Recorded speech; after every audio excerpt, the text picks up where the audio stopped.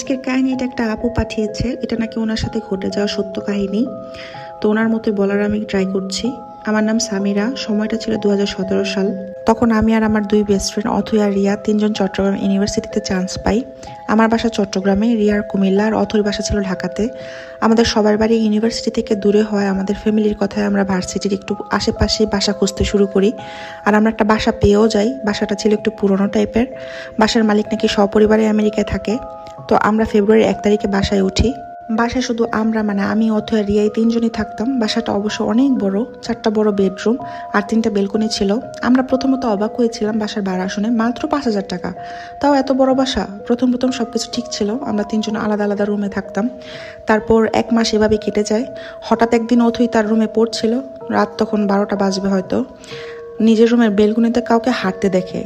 প্রথমে সে নিজের মনের ভুল ভেবে ভয় পায়নি, তারপর আবার পড়ায় ফোকাস করার ট্রাই করছিল, কিন্তু তারপর আবার দেখলো কেমন যেন একটা অবয়ে হাঁটছে। কিন্তু কিছু দেখার তো কথা না, কারণ তার ঠিক মনে আছে বেলকনির দরজা সে অফ করে রেখেছিল।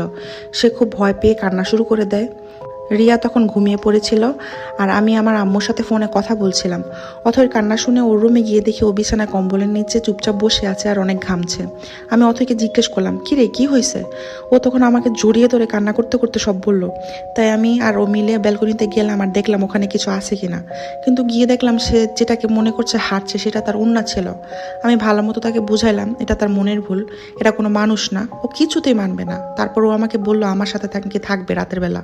তাই আমি রিয়াকে জাগিয়ে সব বললাম। রিয়া অনেক ভীত ছিল, তাই সেও বলল সে আমার সাথেই থাকবে। তো আমরা তিনজনে একসাথে সেদিন রাতে ঘুমালাম।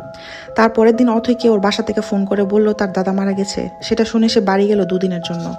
তারপর আমি আর রিয়া বাসায় একা, তাই ঠিক করলাম এই 2 দিন আমরা একসাথে থাকবো।